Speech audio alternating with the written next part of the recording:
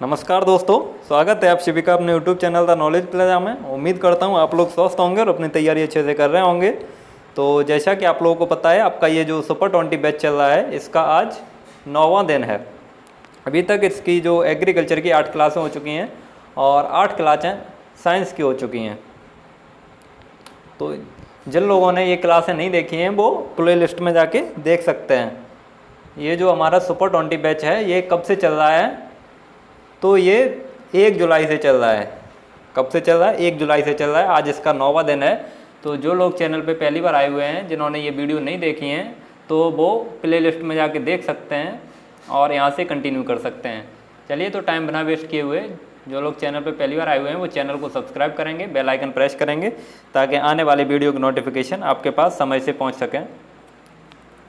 आज के ये वीडियो में 60 क्वेश्चन रहेंगे आपके, और वो एग्रीकल्चर के सभी सब्जेक्ट के क्वेश्चन रहेंगे। एग्रीकल्चर के आपके एग्जाम में 60 क्वेश्चन पूछे जाते हैं, तो बिल्कुल वैसे ही क्वेश्चन रहेंगे आपके जैसे आपके एग्जाम में पूछे जाते हैं। तो ध्यान से देखेंगे क्वेश्चन और आंसर करेंगे। तो आपका फर्स्ट क्वेश्चन दिया हुआ है, भेड़ में बच्चा देने की क्रिया को क्या कहते हैं? भेड़ में बच्चा देने की क्रिया को क्या कहते हैं? तो भेड़ में बच्चा देने की क्रिया को क्या कहते हैं? लैम्बिंग कहते हैं। डी ऑप्शन सी हो जाएगा इसका। भेड़ में बच्चा देने की क्रिया को लैम्बिंग बोलते हैं। और भेड़ के बच्चे को क्या बोलते हैं? अगर पूछा जाए भेड़ के बच्चे को क्या बोलते हैं, तो भेड़ के बच्चे को लैम्ब बोलते हैं या मेमना। भेड़ के बच्चे को लैम्ब या मेमना बोलते हैं। और बकरी के बच्चे को क्या बोलते हैं? तो बकरी के बच्चे को किड़ बोलते हैं। और बकरी में बच्चे देने की क्रिया को किडिंग बोलते हैं। बकरी में बच्चे देने की क्रिया को किडिंग बोलते हैं। और काल्विंग किस में बोलते हैं? तो काल्विंग गाय में बोलते हैं। गाय में काल्विंग बोलते हैं। और गाय के बच्चे को काल्व बोलते हैं। चलिए नेक्स्ट क्वेश्चन देखते हैं। नेक्स्ट क्वेश्चन है आपका, भेड़ की सबसे बड़ी नस्ल है। भेड़ की सबसे बड़ी नस्ल कौन सी है? नीलोर, शाहवादी, गद्दी या इनमें से कोई नहीं? तो भेड़ की सबसे बड़ी नस्ल है नीलोर। ये भारत की भेड़ की सबसे बड़ी नस्ल है नीलोर। नेक्स्ट क्वेश्चन देखिए, बकरी के मांस को क्या कहते हैं? बकरी के मांस को क्या कहते हैं? तो बकरी के मांस को कहते हैं चेवन। बकरी के मांस को चेवन बोलते हैं। और बीफ किसके मांस को बोलते हैं? तो बीफ बोलते हैं गाय के मांस को। आप लोग नोट करते चलिए, बीफ गाय के मांस को बोलते हैं। और मटन बोलते हैं भेड़ के मांस को। भेड़ के मांस को। और सुअर के मांस को क्या बोलते हैं? तो सुअर के मांस को पोर्क बोलते हैं। सुअर के मांस को पोर्क बोलते हैं। नेक्स्ट क्वेश्चन देखिए। नेक्स्ट क्वेश्चन दिया हुआ है, किस भैंस का रंग तांबे जैसा होता है? किस भैंस का रंग तांबे जैसा होता है? तो तांबे जैसा रंग किस भैंस का होता है? ये होता है बदावरी भैंस का। बदावरी भैंस का रंग तांबे जैसा होता है। और अगर आपसे पूछ लिया जाए कि सबसे ज़्यादा फैट या वसा किस भैंस में पाई जाती है, सबसे ज़्यादा फैट या वसा किस भैंस के दूध में पाई जाती है, तो वो पाई जाती है बदावरी में। बदावरी में ही सबसे ज़्यादा फैट पाया जाता है। कितना पाया जाता है? तो ये पाया जाता है 13%। कितना पाया जाता है? 13%।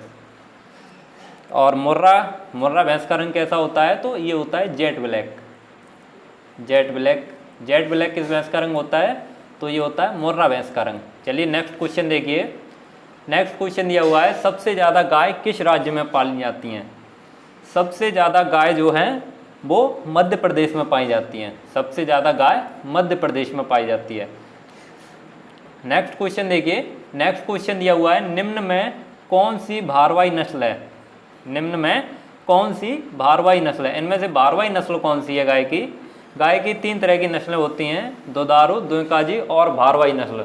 तो इसमें से भारवाही नस्ल कौन सी है? तो भारवाही नस्ल है नागौरी। नागौरी भारवाही नस्ल है। और ये जो सिंधी देवनी है, साहिवाल, सिंधी, गिर देवनी, ये आपकी होती हैं दुधारू नस्ल। ये कैसी हैं? ये दुधारू नस्ल हैं। और हरियाणा कैसी है? हरियाणा है द्विकाजी नस्ल। हरियाणा द्विकाजी नस्ल है। चलिए नेक्स्ट क्वेश्चन देखते हैं। नेक्स्ट क्वेश्चन है आपका, निम्न में से बकरी की विदेशी नस्ल है। इनमें से बकरी की विदेशी नस्ल कौन सी है? बीटल, जमुनापारी या शानेन? तो बकरी की विदेशी नस्ल कौन सी है इनमें से? तो जो सानेन है वो बकरी की विदेशी नस्ल है। जो सानेन है वो बकरी की विदेशी नस्ल है। इसका ओरिजिन प्लेस कहाँ है? तो आप लोग नोट कर लेंगे सानेन बकरी का ओरिजिन प्लेस कहाँ पे होता है, ये होता है स्विट्जरलैंड में। कहाँ पे होता है, स्विट्जरलैंड में। आप लोग नोट कर लीजिए, सानेन बकरी का ओरिजिन प्लेस होता है स्विट्जरलैंड। और सानेन बकरी को दूध की रानी भी बोलते हैं, सानेन बकरी को दूध की रानी भी बोलते हैं। चलिए तो नेक्स्ट क्वेश्चन देखिए। नेक्स्ट क्वेश्चन दिया हुआ है आपका, व्हाइट लेग हान मुर्गी का उत्पत्ति स्थान है। जो व्हाइट लेग हान मुर्गी है उसका उत्पत्ति स्थान कहाँ है, तो इसका उत्पत्ति स्थान है इटली में। व्हाइट लेग हान मुर्गी का उत्पत्ति स्थान इटली में है। सबसे अधिक वो अंडे देने वाली मुर्गी, सबसे अधिक अंडे देने वाली मुर्गी कौन सी है, तो ये है व्हाइट लेग हान। व्हाइट लेग हान जो है वो सबसे अधिक अंडे देती है। और सबसे हल्की मुर्गी की नस्ल भी है व्हाइट लेग हान। व्हाइट लेग हान मुर्गी जो है वो सबसे हल्की भी होती है। चलिए नेक्स्ट क्वेश्चन देखिए। नेक्स्ट क्वेश्चन दिया हुआ है आपका, मुर्गी के अंडे का औसत भार है। मुर्गी के अंडे का औसत भार कितना होता है, तो जो मुर्गी के अंडे का औसत भार होता है वो होता है 58 ग्राम। यहाँ पे 58 ग्राम। एवरेज कितना होता है, तो एवरेज होता है 55 से 58 ग्राम। 55 से 58 ग्राम इसका एवरेज होता है। मुर्गी के अंडे का जो औसत भार होता है वो 55 से 58 ग्राम होता है। नेक्स्ट क्वेश्चन देखिए। नेक्स्ट क्वेश्चन दिया हुआ है आपका, राष्ट्रीय दुग्ध विकास बोर्ड एनडीडीबी स्थित है। राष्ट्रीय दुग्ध विकास बोर्ड एनडीडीबी कहाँ स्थित है। एनडीडीबी का पूरा नाम होता है national dairy development board. National dairy development board कहाँ स्थित है, तो ये है आनंद, गुजरात में। कहाँ पे है, आनंद, गुजरात। और एनडीआरआई कहाँ स्थित है, NDRI national dairy research institute. NDRI कहाँ स्थित है, तो इसे अगर नहीं पता है तो नोट कर लीजिए। एनडीआरआई है करनाल, हरियाणा में। करनाल, हरियाणा। करनाल, हरियाणा में। नेक्स्ट क्वेश्चन देखिए। ऐसे ही क्वेश्चन आपके एग्जाम में पूछे जाते हैं, इसलिए आप लोग इनको अच्छे से तैयार कर लीजिए। ये जो हम क्वेश्चन करा रहे हैं आपको, ये आपके एग्जाम में पूछे जा चुके हैं, वही क्वेश्चन करा रहे हैं आपको, तो आप लोग इनको ध्यान से देखिएगा। नेक्स्ट क्वेश्चन है आपका, केंद्रीय पक्षी अनुसंधान संस्थान स्थित है। केंद्रीय पक्षी अनुसंधान संस्थान कहाँ स्थित है, गोरखपुर, जूनागढ़, बरेली या कानपुर। तो जो केंद्रीय पक्षी अनुसंधान संस्थान है वो है बरेली में, इज्जत नगर, बरेली। कहाँ पे है, इज्जत नगर, बरेली। इज्जत नगर, बरेली। नेक्स्ट क्वेश्चन देखिए। नेक्स्ट क्वेश्चन दिया हुआ है आपका, देवनी गाय का जन्म स्थान है। ये जो आपके डेयरी के क्वेश्चन चल रहे हैं अभी, देवनी गाय का जन्म स्थान कहाँ पे है, तो देवनी गाय का जन्म स्थान कहाँ है, ये हैदराबाद में। देवनी गाय का जन्म स्थान हैदराबाद में है। देवनी गाय की वो दुधारू नस्ल है। देवनी गाय की दुधारू नस्ल है, दुधारू नस्ल। नेक्स्ट क्वेश्चन देखिए। अब ये एग्रोनॉमी के क्वेश्चन आ चुके हैं आपके। इसमें पूछा गया है, मक्के में शीर्ष कलिका रोग किसकी कमी से होता है। मक्के में शीर्ष कलिका रोग किसकी कमी से होता है, आयरन, मैग्नीज, जिंक या मैग्नीशियम। तो जो मक्के का शीर्ष कलिका रोग होता है वो जिंक की कमी से होता है। किसकी कमी से होता है, जिंक की कमी से। नेक्स्ट क्वेश्चन देखिए। नेक्स्ट क्वेश्चन है आपका, नोवेल गन्ना किसे कहते हैं। नोवेल गन्ना किसे कहते हैं, शैकेरम बारबेरी, शैकेरम स्पॉन्टेनियम, शैकेरम ऑफिसिनेरम या नन ऑफ दीज। तो नोवेल गन्ना किसे कहते हैं, शैकेरम ऑफिसिनेरम। शैकेरम ऑफिसिनेरम को नोवेल गन्ना कहते हैं। नोवेल गन्ना से संबंधित कौन है, नोट कर लीजिए आप लोग। पूछ लिया जाता है कि नोबेल कैन से संबंधित कौन है। नोबेल कैन या नोबेल गन्ना से संबंधित हैं doctor T S. Venkat Raman. Doctor T S. Venkat Raman.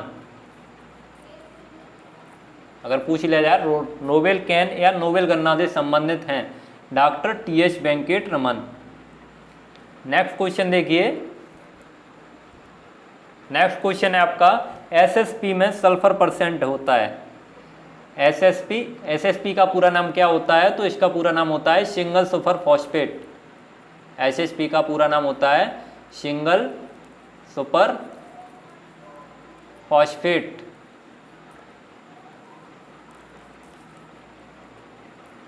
और एसएसपी ये कैसा उर्वरक होता है? तो ये होता है फॉस्फेटिक उर्वरक। एसएसपी है जो वो फॉस्फेटिक उर्वरक होता है। एसएसपी फॉस्फेटिक उर्वरक है, फॉस्फेटिक उर्वरक। तो इसमें सल्फर परसेंट कितना होता है? ये होता है 12.5%। 12.5% होता है। तो इसमें 8, 12, 14, 24 ऑप्शन दिया है, तो इसमें 12% सही हो जाएगा। वैसे कितना होता है? 12.5%। ऑप्शन के हिसाब से 12% सही हो जाएगा। चलिए नेक्स्ट क्वेश्चन देखिए, अधिकतम पोषक दाल की फसल कौन सी है? इनमें से अधिकतम पोषक दाल की फसल कौन सी है? चना, अरहर, मसूर या सभी? तो इनमें से अधिकतम पोषक दाल की फसल कौन सी है? वो है मसूर। मसूर जो है वो अधिकतम पोषक दाल की फसल है। सी ऑप्शन सी हो जाएगा। नेक्स्ट क्वेश्चन देखिए, अगर आप लोगों को किसी क्वेश्चन में कोई प्रॉब्लम हो रही है तो बता सकते हैं। वैसे उम्मीद है कोई क्वेश्चन में कोई प्रॉब्लम नहीं हो रही होगी, क्योंकि सारे सिंपल क्वेश्चन हैं, इसमें कोई प्रॉब्लम नहीं हो रही होगी। आपके एग्जाम में सिंपल ही क्वेश्चन पूछे जाते हैं, ज़्यादा टफ क्वेश्चन नहीं पूछे जाते हैं। एग्रीकल्चर के जो होते हैं वो सिंपल ही क्वेश्चन रहते हैं, तो आपको सिंपल ही क्वेश्चन की प्रैक्टिस कराते हैं।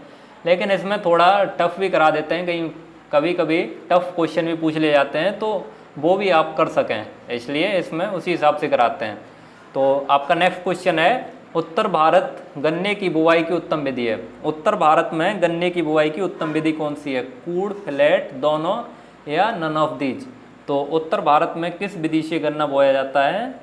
तो उत्तर भारत में इन दोनों ही विधि से गन्ना बोया जाता है, कूड़ विधि से भी और फ्लैट विधि से भी, दोनों विधि से गन्ना बोया जाता है। तो इसका सी ऑप्शन से हो जाएगा दोनों। तो इसमें गहराई कितनी रखते हैं? जो कूड़ विधि होती है, आप लोग नोट कर लेंगे, कूड़ विधि से गन्ना बोते हैं। तो जो उत्तर भारत में कूड़ विधि से गहराई रखते हैं 10 से 15 सेंटीमीटर कूड़ की गहराई रखते हैं। और दक्षिण भारत में कितनी गहराई रखते हैं? तो दक्षिण भारत में 15 से 20 सेंटीमीटर गहराई रखते हैं। कूड़ विधि से गन्ना बोने में कूड़ की गहराई हम बता रहे हैं, उत्तर भारत में 10 से 15 सेंटीमीटर और दक्षिण भारत में 15 से 20 सेंटीमीटर गहराई रखते हैं। और फ्लैट विधि में गहराई रखते हैं 8 से 10 सेंटीमीटर। फ्लैट विधि में गहराई रखते हैं 8 से 10 सेंटीमीटर। तो इसका दोनों ऑप्शन सही हो जाएगा। नेक्स्ट क्वेश्चन देखिए, नेक्स्ट क्वेश्चन है आपका, पकने के समय गन्ने में कौन सा पोषक तत्व नहीं डालना चाहिए? पकने के समय गन्ने में कौन सा पोषक तत्व नहीं डालना चाहिए? पकने के समय गन्ने में कौन सा पोषक तत्व नहीं डालना चाहिए? तो नाइट्रोजन जो है वो पकने के समय नहीं डालना चाहिए।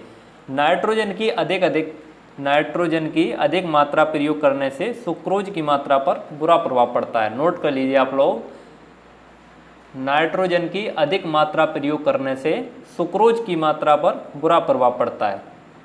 किसकी मात्रा पर बुरा प्रभाव पड़ता है? सुक्रोज की मात्रा पर। नेक्स्ट क्वेश्चन देखिए, नेक्स्ट क्वेश्चन है आपका, फेलरिस माइनर के लिए किस खरपतवारनाशी का प्रयोग करते हैं? फेलरिस माइनर के लिए किस खरपतवारनाशी का प्रयोग करते हैं? 2,4-D, आइसोप्रोट्यूरान, सल्फोसल्फ्यूरान या एट्राजीन? तो फेलरिस माइनर किसको बोलते हैं? तो फेलरिस माइनर जो गेहूं का मामा होता है, गेहूं का मामा होता है, उसी का साइंटिफिक नेम होता है फेलरिस माइनर। गेहूं का मामा को और क्या क्या बोलते हैं? तो गेहूं का मामा को गेहूं सा बोलते हैं, गुल्ली डंडा बोलते हैं, नकलची खरपतवार बोलते हैं, ये सब बोलते हैं गेहूं के मामा को। तो फेलरिस माइनर या गेहूं के मामा के लिए किस खरपतवारनाशी का प्रयोग करते हैं? तो गेहूं के मामा के लिए करते हैं सल्फोसल्फ्यूरान का। किसका प्रयोग करते हैं? सल्फोसल्फ्यूरान। सी ऑप्शन सी हो जाएगा इसका। और 2,4-D का प्रयोग किस में करते हैं? तो 2,4-D का प्रयोग जो चौड़ी पत्ती वाले खरपतवार होते हैं उसके नियंत्रण के लिए करते हैं। जैसे कि आपका बथुआ है, बथुआ गेहूँ होता है तो बथुआ के लिए 2,4-D का प्रयोग करते हैं, बथुआ के लिए 2,4-D का प्रयोग करते हैं। और एट्राजीन का प्रयोग किस में करते हैं, तो एट्राजीन का प्रयोग गन्ने में करते हैं, एट्राजीन का प्रयोग गन्ने में करते हैं।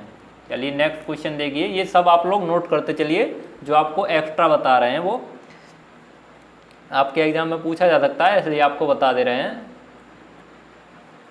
क्योंकि अब आपकी थ्योरी की क्लास तो चल नहीं रही है, तो जो एक्स्ट्रा नॉलेज है वो सब आपको इसी में दे देते हैं।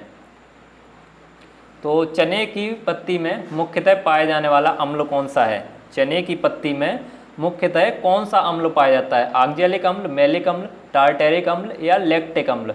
तो चने की पत्ती में कौन सा अम्ल पाया जाता है, ये ऑक्जेलिक अम्ल और मैलिक अम्ल।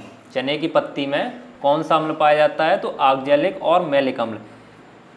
इन्हीं के कारण पत्ती में खट्टापन का कारण है, जो पत्ती में खट्टापन होता है वो इसी के कारण होता है। चने की पत्ती में खट्टापन होता है, खाया होगा आपने तो देखा होगा कुछ कुछ खट्टी होती है, तो वो किसके कारण होती है, ऑक्जेलिक अम्ल और मैलिक अम्ल के कारण होती है। नेक्स्ट क्वेश्चन देखिए, नेक्स्ट क्वेश्चन है आपका, सोयाबीन में जैविक उर्वरक प्रयोग करते हैं, सोयाबीन में जैविक उर्वरक प्रयोग करते हैं, सोयाबीन में कौन सा जैविक उर्वरक प्रयोग करते हैं, राइजोबियम लेग्यूमिनोसोरम, राइजोबियम मेलाइलोटस, राइजोबियम ट्राइफिलियम या नन ऑफ दीज। तो जो सोयाबीन में जैविक उर्वरक प्रयोग करते हैं वो होता है राइजोबियम जपोनिकम, राइजोबियम जपोनिकम। तो इसमें से ये कोई ऑप्शन है नहीं, तो इसका डी ऑप्शन सही हो जाएगा, नन ऑफ दीज। आप लोग याद कर लीजिए, सोयाबीन में जैविक उर्वरक कौन सा प्रयोग करते हैं, तो राइजोबियम जपोनिकम, राइजोबियम जपोनिकम जो है वो सोयाबीन में प्रयोग करते हैं। नेक्स्ट क्वेश्चन देखिए, नेक्स्ट क्वेश्चन दिया हुआ है, धान की फसल के लिए उपयुक्त उर्वरक है, धान की फसल के लिए उपयुक्त उर्वरक है, यूरिया, एसएसपी, डीएपी या एमओपी। तो धान की फसल के लिए कौन सा उपयुक्त उर्वरक होता है, ये होता है यूरिया, धान की फसल के लिए यूरिया उपयुक्त होता है। यूरिया में कितना नाइट्रोजन पाया जाता है, तो यूरिया में 46% नाइट्रोजन पाया जाता है, यूरिया में 46% नाइट्रोजन पाया जाता है। और जो डीएपी है इसमें 46% फॉस्फोरस पाया जाता है, इसमें 46% फॉस्फोरस पाया जाता है और यूरिया में 46% नाइट्रोजन पाया जाता है। चलिए नेक्स्ट क्वेश्चन देखिए, नेक्स्ट क्वेश्चन है, अरहर की एक्स्ट्रा अर्ली प्रजाति है, इसमें एक्स्ट्रा अर्ली प्रजाति पूछी है, अरहर की एक्स्ट्रा अर्ली प्रजाति कौन सी है, उपास 120, प्रभात, पेरियार या T9। तो जो आपकी उपास 120 है ये जल्दी पकने वाली प्रजाति है, उपास 120 जल्दी पकने वाली प्रजाति है। और जो सबसे जल्दी पकने वाली प्रजाति है वो है प्रभात। तो इसमें एक्स्ट्रा अर्ली प्रजाति पूछी है, तो इसका कौन सा ऑप्शन सही हो जाएगा, बी ऑप्शन सही हो जाएगा, एक्स्ट्रा अर्ली प्रजाति है प्रभात। ये कितने दिन में पककर तैयार हो जाती है, तो ये हो जाती है 110 से 115 दिन में पककर तैयार हो जाती है, अरहर की जो प्रभात प्रजाति होती है वो, ये एक्स्ट्रा अर्ली प्रजाति है। चलिए नेक्स्ट क्वेश्चन देखिए, नेक्स्ट क्वेश्चन है, सोयाबीन में तेल और प्रोटीन परसेंट, सोयाबीन में तेल और प्रोटीन परसेंट। तो सोयाबीन में तेल और प्रोटीन परसेंट कितना होता है, सोयाबीन में जो तेल होता है, सोयाबीन में तेल की मात्रा कितनी होती है, तो सोयाबीन में जो तेल होता है वो होता है 20 से 22%, सोयाबीन में 20 से 22% तेल पाया जाता है और 40 से 42% प्रोटीन पाई जाती है, 40 से 42% प्रोटीन पाई जाती है। तो इसमें तेल और प्रोटीन पूछा है, तो इसमें से कौन सा ऑप्शन सही हो जाएगा, 20 और 40, 20% और 40%, बी ऑप्शन सही हो जाएगा इसमें। चलिए नेक्स्ट क्वेश्चन देखिए, नेक्स्ट क्वेश्चन है, गेहूं का टेस्ट वेट कितना होता है, गेहूं का टेस्ट वेट कितना होता है, गेहूं का टेस्ट वेट कितना होता है, तो ये होता है 40 ग्राम, गेहूं का टेस्ट वेट जो है वो 40 ग्राम होता है। नेक्स्ट क्वेश्चन देखिए, नेक्स्ट क्वेश्चन है, 2,4-D खरपतवारनाशी का प्रयोग होता है, 2,4-D खरपतवारनाशी का प्रयोग होता है post emergence, pre emergence, day after transplanting या नन ऑफ दीज। तो 2,4-D खरपतवारनाशी का प्रयोग कब होता है तो ये जो 2,4-D खरपतवार है उसका प्रयोग होता है पोस्ट इमरजेंस। 2,4-D का प्रयोग पोस्ट इमरजेंस होता है। पोस्ट इमरजेंस का मतलब क्या होता है, जब फसल और खरपतवार के बीच जम जाते हैं उसके बाद 2,4-D का प्रयोग करते हैं। फसल और खरपतवार के बीच जम जाते हैं उसके बाद 2,4-D का प्रयोग करते हैं। तो बाद में करते हैं तो बाद का मतलब पोस्ट, तो ये हो गया आपका पोस्ट इमरजेंस। और प्री का मतलब पहले, तो जो प्री इमरजेंस होता है उसका प्रयोग कब करते हैं, वो फसल और खरपतवार के बीच जमने से पहले प्रयोग करते हैं। नेक्स्ट क्वेश्चन देखिए। नेक्स्ट क्वेश्चन है आपका, धान की खैरा बीमारी होती है। धान की खैरा बीमारी किससे होती है, जिंक की कमी से, जिंक की अधिकता से, आयरन की कमी से, आयरन की अधिकता से। तो धान की खैरा बीमारी जो है वो जिंक की कमी से होती है, ये तो सब लोगों को पता होगा। नेक्स्ट क्वेश्चन देखिए, सबसे अधिक नाइट्रोजन किस उर्वरक में पाया जाता है। सबसे अधिक नाइट्रोजन किस उर्वरक में पाया जाता है, तो जो सबसे अधिक नाइट्रोजन होता है वो पाया जाता है एनहाइड्रस अमोनिया में। एनहाइड्रस अमोनिया में सबसे अधिक नाइट्रोजन पाया जाता है। कितना पाया जाता है, तो ये पाया जाता है 82%। एनहाइड्रस अमोनिया में कितना नाइट्रोजन पाया जाता है, 82%। नोट करते चलिए आप लोग, एनहाइड्रस अमोनिया में 82% नाइट्रोजन पाया जाता है। और यूरिया में कितना पाया जाता है, तो यूरिया में 46% नाइट्रोजन पाया जाता है। यूरिया में 46% नाइट्रोजन पाया जाता है। और ये अमोनियम सल्फेट है, अमोनियम सल्फेट में कितना पाया जाता है, तो इसमें 20.5% नाइट्रोजन पाया जाता है। अमोनियम सल्फेट में 20.5% नाइट्रोजन पाया जाता है।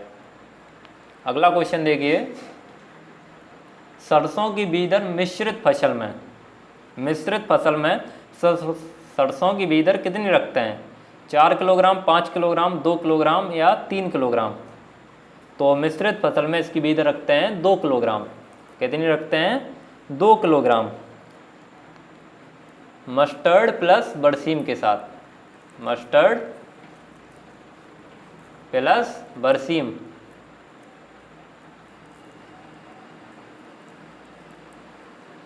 मस्टर्ड प्लस बरसीम के साथ ये मिश्रित फसल हो गई, तो इसके साथ इसकी बीज दर रखते हैं 2 किलोग्राम। नेक्स्ट क्वेश्चन देखिए। नेक्स्ट क्वेश्चन है आपका, चारे के लिए ज्वार की बीज दर प्रति हेक्टेयर है। चारे के लिए ज्वार की बीज दर प्रति हेक्टेयर कितनी होती है, तो ये होती है 40 से 50 किलोग्राम पर हेक्टेयर। तो इसमें कौन सा ऑप्शन सी हो जाएगा, 12, 40, 25, 15। तो इसकी जो बीज दर होती है वो 40 से 50 किलोग्राम पर हेक्टेयर होती है, तो इसमें 40 किलोग्राम सही हो जाएगा। आप लोग नोट कर लीजिए, जो चारे के लिए ज्वार की बीज दर होती है वो 40 से 50 किलोग्राम पर हेक्टेयर होती है। और जो दाना हेतु होती है, जो दाने के लिए होती है वो 12 से 15 किलोग्राम पर हेक्टेयर होती है। 12 से 15 किलोग्राम पर हेक्टेयर ये दाने के लिए बीज दर होती है। नेक्स्ट क्वेश्चन देखिए। नेक्स्ट क्वेश्चन है, बाजरे में कौन सी दशा पाई जाती है। बाजरे में कौन सी दशा पाई जाती है, प्रोटेंड्री, प्रोटोगाइनी, क्लिस्टोगेमी या नन ऑफ दीज। तो बाजरे में कौन सी दशा पाई जाती है, ये पाई जाती है प्रोटोगाइनी। ज्वार में भी पाई जाती है प्रोटोगाइनी। नेक्स्ट क्वेश्चन देखिए, मक्के में पहले कौन सा पुष्प निकलता है, नर पुष्प, मादा पुष्प, दोनों साथ निकलते हैं या नन ऑफ दीज। तो मक्के में जो पहले पुष्प निकलता है वो होता है नर पुष्प। मक्के में पहले कौन सा पुष्प निकलता है, नर पुष्प निकलता है। तो मक्के में नर पुष्प को क्या कहते हैं, नर पुष्प को कहते हैं टेसल। नर पुष्प को टेसल बोलते हैं। और मादा पुष्प को क्या बोलते हैं, तो मादा पुष्प को सिल्क बोलते हैं। मक्के में नर पुष्प पहले निकलता है और जो मादा पुष्प होता है वो बाद में निकलता है। नेक्स्ट क्वेश्चन देखिए। नेक्स्ट क्वेश्चन है आपका, दलहनी फसलों के लिए उपयुक्त तत्व है। दलहनी फसलों के लिए उपयुक्त तत्व कौन सा है, तो वो है कैल्शियम। दलहनी फसलों के लिए उपयुक्त तत्व है कैल्शियम। नेक्स्ट क्वेश्चन है आपका, गेहूं की बीज दर किलोग्राम पर हेक्टेयर है। गेहूं की बीज दर किलोग्राम पर हेक्टेयर कितनी होती है, 75 किलोग्राम, 100 किलोग्राम, 150 किलोग्राम या 200 किलोग्राम। तो गेहूं की बीज दर पर हेक्टेयर कितनी होती है, ये होती है 100 किलोग्राम पर हेक्टेयर। 100 किलोग्राम किससे होती है, छिटकवा विधि से। छिटकवा विधि से जो गेहूं की बीदर होती है वो 100 किलोग्राम पर हेक्टेयर होती है। अभी ज़्यादातर छिटकवा विधि यूज की जा रही है गेहूं की बुवाई में, तो छिटकवा विधि से गेहूं की बीदर रखते हैं 100 किलोग्राम पर हेक्टेयर। और अगर हल से बुवाई करते हैं, अगर गेहूं की हल से बुवाई करते हैं तो बीदर कितनी होगी, तो बीदर होगी 70 से 80 किलोग्राम पर हेक्टेयर, 70 से 80 किलोग्राम पर हेक्टेयर हल से बुवाई करने पर। नेक्स्ट क्वेश्चन है आपका, गेहूं के बीज बोने की गहराई है, गेहूं के बीज बोने की गहराई कितनी रखते हैं, तो ये रखते हैं 5 सेंटीमीटर। जो ड्वार्फ वैरायटी है उसकी हम बता रहे हैं, गेहूं के बीज बोने की गहराई रखते हैं 5 सेंटीमीटर। नेक्स्ट क्वेश्चन है आपका, सोयाबीन की बीज दर पर हेक्टेयर है, सोयाबीन की बीज दर प्रति हेक्टेयर कितनी होती है, 40 से 50 किलोग्राम, 50 से 60 किलोग्राम, 70 से 80 किलोग्राम या 90 से 100 किलोग्राम। तो जो सोयाबीन की बीज दर होती है वो कितनी होती है, 70 से 80 किलोग्राम, 70 से 80 किलोग्राम, 75 किलोग्राम बोल देते हैं, जो एवरेज होता है 70 से 80 किलोग्राम सोयाबीन की बीज दर का। नेक्स्ट क्वेश्चन है आपका, नेक्स्ट क्वेश्चन है, फसलों की बुवाई किस दिशा में करनी चाहिए, फसलों की बुवाई किस दिशा में करनी चाहिए, उत्तर दक्षिण, दक्षिण पूर्व, पूर्व पश्चिम या उत्तर पश्चिम। तो फसलों की बुवाई पूर्व पश्चिम दिशा में करनी चाहिए, फसलों की बुवाई पूर्व पश्चिम दिशा में करनी चाहिए, सी ऑप्शन सही होगा। नेक्स्ट क्वेश्चन देखिए, नेक्स्ट क्वेश्चन है आपका, केले में कम फलन होने का मुख्य कारण क्या है, केले में कम फलन होने का मुख्य कारण क्या है, जिंक की कमी, कैल्शियम की कमी, जीवाणु द्वारा या बोरान की कमी। तो यहाँ पे आप एक ऑप्शन चेंज कर लेंगे, यहाँ पे आप पोटेशियम कर लेंगे के, क्योंकि जो केले में कम फलन का कारण है वो पोटेशियम की कमी होता है, केले में कम फलन का कारण क्या होता है, पोटेशियम की कमी, पोटेशियम की कमी, केले में कम फलन का कारण पोटेशियम की कमी। नेक्स्ट क्वेश्चन देखिए, नेक्स्ट क्वेश्चन है आपका, किन्नू का प्रवर्धन कब किया गया, किन्नू का प्रवर्धन कब किया गया, 1940, 1949, 1935 या 1959।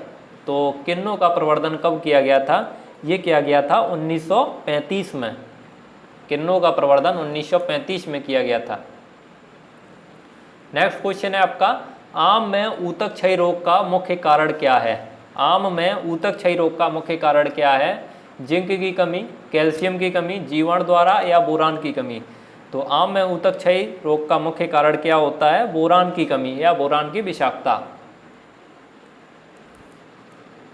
आम में ऊतक क्षय रोग का मुख्य कारण होता है बोरान की कमी, डी ऑप्शन सही हो जाएगा। नेक्स्ट क्वेश्चन देखिए, एप्पल कलर किसकी प्रजाति है, एप्पल कलर जो वैरायटी है वो किसकी है, आम की, सेब की, अमरूद की या केला की। तो जो एप्पल कलर होती है वो होती है अमरूद की वैरायटी, अमरूद की प्रजाति है एप्पल कलर। पपीते की सबसे मीठी प्रजाति है, पपीते की सबसे मीठी प्रजाति कौन सी है, पूसा मैजेस्टी, कुर्ग हनी ड्यू, पूसा नन्ना या पूसा ड्वार्फ। पपीते की सबसे मीठी प्रजाति कौन सी है, तो वो है आपकी कर्ग हनी ड्यू, कर्ग हनी ड्यू, बी ऑप्शन सही हो जाएगा। पपीते की सबसे मीठी प्रजाति होती है Coorg Honey due. Next question है आपका, टमाटर की संकर प्रजाति की बीज दर कितनी है, टमाटर की संकर प्रजाति की बीज दर कितनी होती है, तो ये होती है 150 ग्राम। टमाटर की संकर प्रजाति की बीज दर कितनी होती है, तो ये होती है 150 ग्राम। अब आप लोग अपना अपना अटेंडेंस दे दीजिए जिससे आप लोगों को PDF प्रोवाइड हो सके, अपना अपना नाम लिख के भेज दीजिए और एक ही बार नाम लिखेंगे, आप बार बार नाम लिख देते थे, एक ही बार नाम लिखें।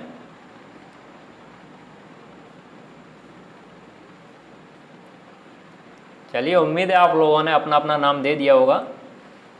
तो चलिए अगला क्वेश्चन देखते हैं। अगला क्वेश्चन है, चाय में कड़वाहट का कारण है, चाय में कड़वाहट का कारण है टैनिन, थीन, कैफीन या थियोल।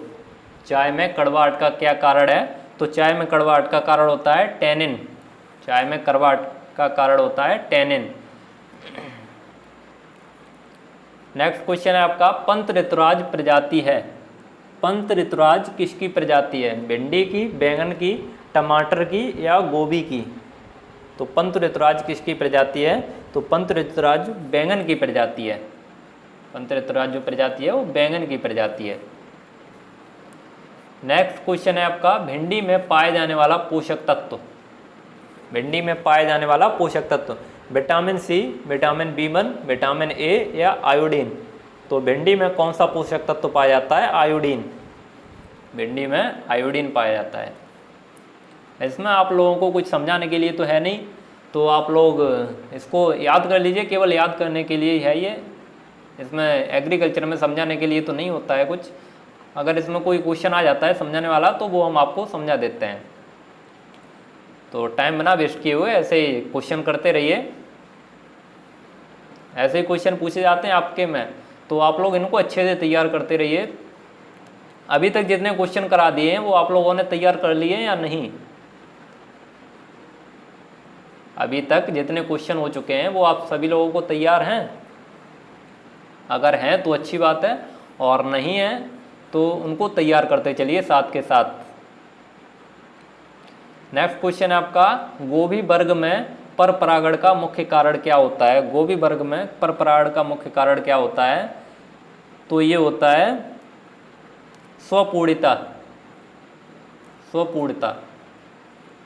नेक्स्ट क्वेश्चन है, बल्ब क्रॉप का मुख्य रोग है।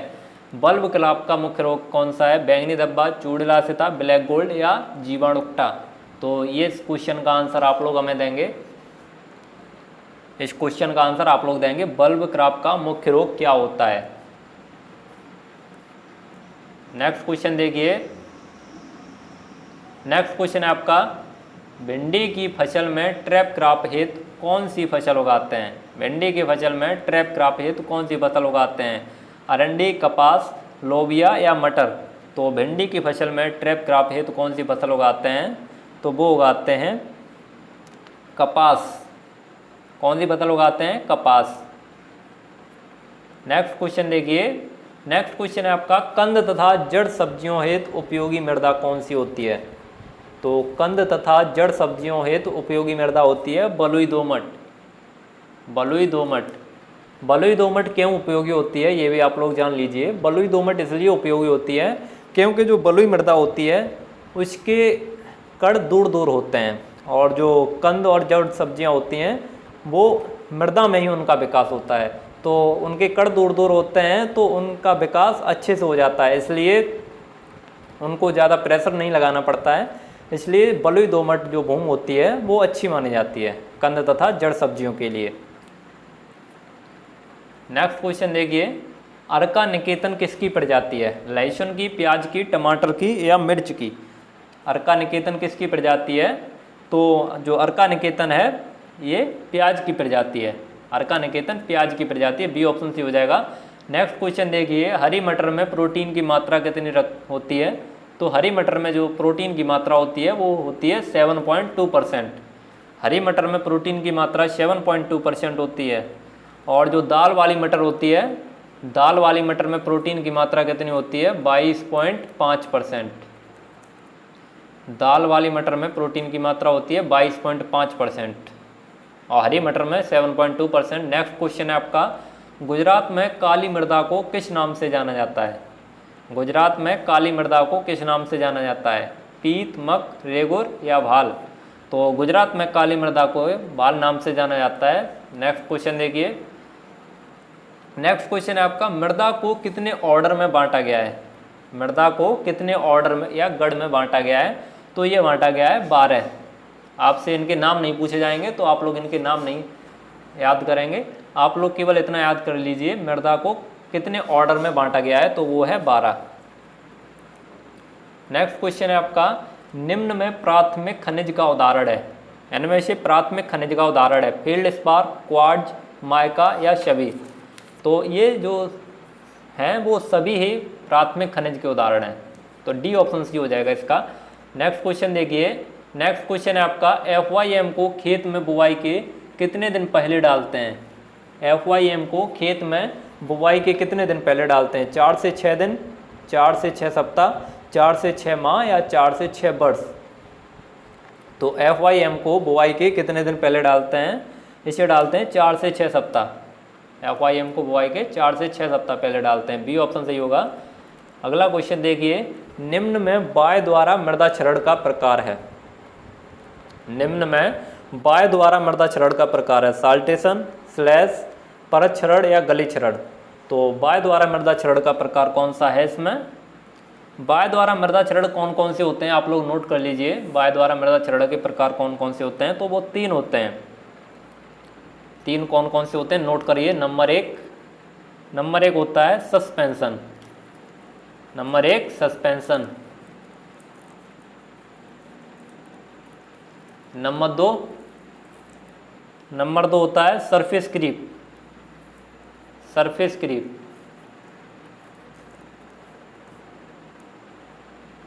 नोट करते चलिए आप लोग। और नंबर 3 होता है साल्टेशन। नंबर 3 होता है साल्टेशन।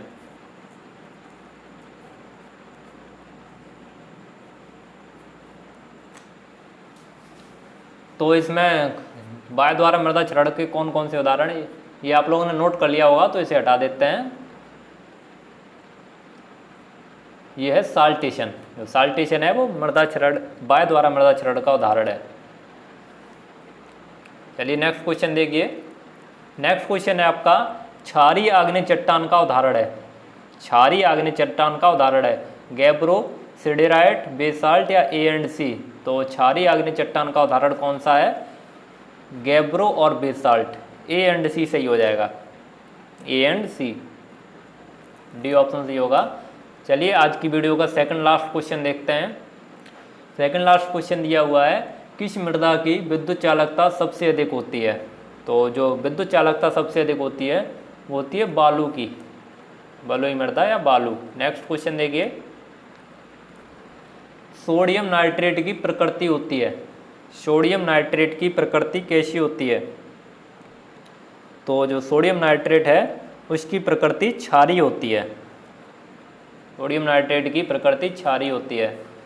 क्षारीय और कौन कौन से उर्वरक होते हैं? तो आप लोग नोट कर लीजिए क्षारीय उर्वरक कौन कौन से होते हैं। नंबर एक तो आपका सोडियम नाइट्रेट हो गया, और calcium cyanamide, calcium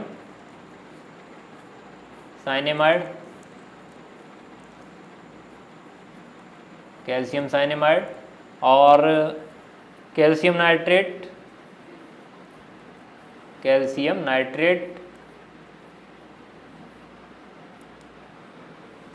calcium cyanamide, calcium nitrate, sodium nitrate, ये जो होते हैं वो क्षारीय उर्वरक होते हैं। तो आज के लिए आपके लिए यहीं तक था। अब आपको मिलेंगे शाम को, जो आपके टॉपर अमन सर होंगे वो आपको साइंस की प्रैक्टिस कराएंगे। कल आपकी नहीं हो पाई थी, इसलिए आज वो जो साइंस की प्रैक्टिस होगी वो कंटिन्यू होगी। कल ही केवल वो हो गया था, कल ही गैप हो गया था, लेकिन आज से जो प्रैक्टिस चल रही है वो कंटिन्यू होगी। एग्रीकल्चर का तो गैप हुआ नहीं है आपका, एग्रीकल्चर की जैसे कंटिन्यू चल रही है वैसे साइंस की भी आज से कंटिन्यू चलेगी। तो आपका लास्ट तक जुड़ने के लिए बहुत बहुत धन्यवाद। अगर वीडियो अच्छी लगी हो तो इसे लाइक करें, शेयर करें और चैनल को सब्सक्राइब करें। चलिए तो आप लोग अपनी तैयारी करते रहिए। तब तक के लिए जय हिंद, वंदे मातरम।